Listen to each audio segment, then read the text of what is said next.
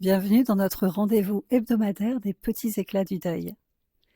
Quand Lina perd son fils, jeune adulte, tout s'effondre. Elle ne veut plus sortir de son lit, elle refuse d'aller aux obsèques, elle veut que tout s'arrête. Autour d'elle, sa famille s'inquiète, s'active, tente de l'aider, mais parfois maladroitement. Pense à tes autres enfants, tu dois montrer l'exemple, ils n'aimeraient pas te voir comme ça. Alors Lina reprend le travail, en pilote automatique, et un jour elle vient me voir pour essayer d'avancer.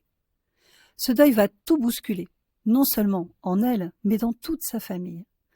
En cherchant un papier dans le livret de famille de ses parents, elle tombe sur un prénom inconnu, un enfant né sans vie, un frère dont elle ne savait rien.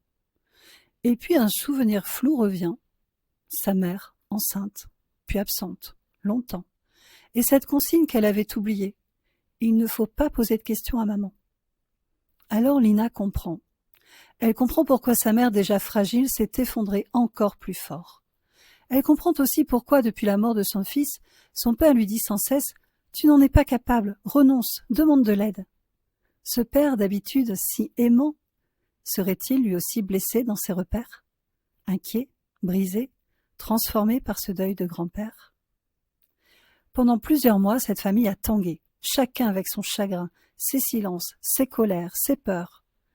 Mais peu à peu, les mots ont circulé, les souvenirs ont été partagés, et les secrets ont cessé d'étouffer.